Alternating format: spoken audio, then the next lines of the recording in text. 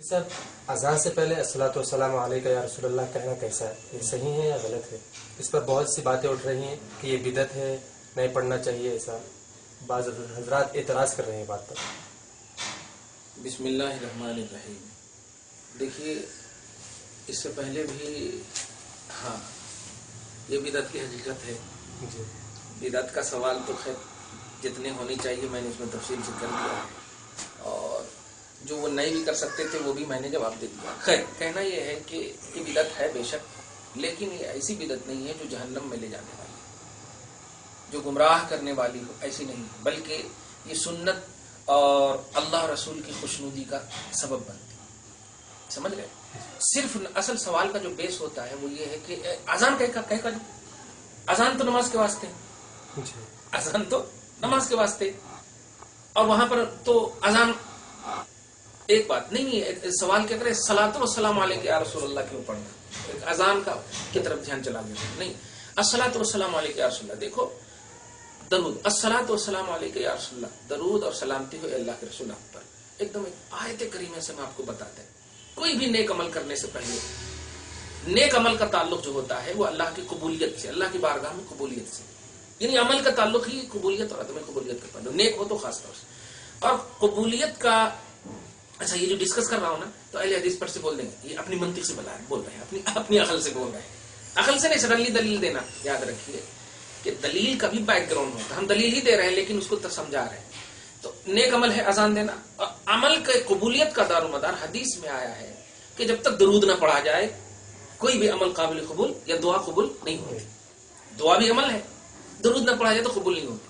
اب سوال جو ہے یا رسول اللہ کی بنیاد پر اصل سوال ہوتا ہے، آپ صلی اللہ علیہ نبی و صلی اللہ علیہ وسلم پڑھیے، کوئی اعتراض نہیں کرے گا۔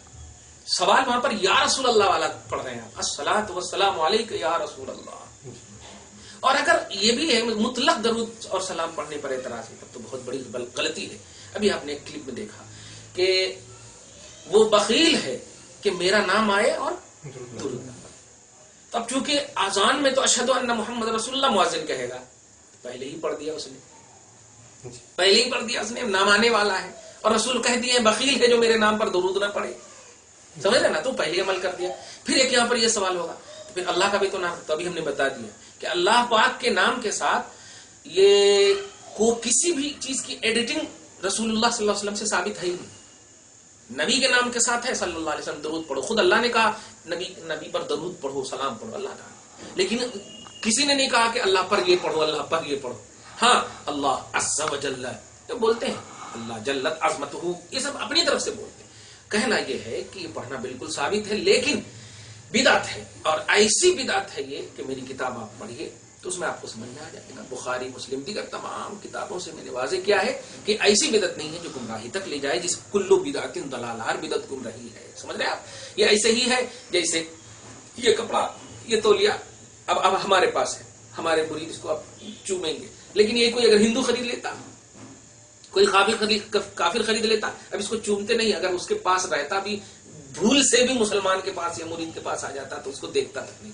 وجہ نسبت ہے، نبی نے یوز نہیں کیا، پھر بھی آپ چوم رہے، تو نسبت کی بنیاد پر چوم رہے ہیں۔ سمجھ رہے آپ؟ تو اس کو سمجھنا ہے، اسلام اسی کو کہتے ہیں، اس لیے اسلام مکمل ہوا ہے۔ لیکن کوئی چیز مکمل ہو جاتی ہے، اب جیسے گھر مکمل بنا لیا آپ نے، لیکن اس میں آپ پردے لگا رہے ہیں، اس میں آپ دروازے لگا رہے ہیں، اس میں آپ اچھے فین لگا رہے ہیں، اچھی چیزیں لگا رہے ہیں، اس میں خوبصورتی کے لیے آپ، تو یہ اضافہ جو ہے، یہ ایڈیٹنگ جو ہے، کیا یہ گھر کی مطلب نقصان کے لیے ہے؟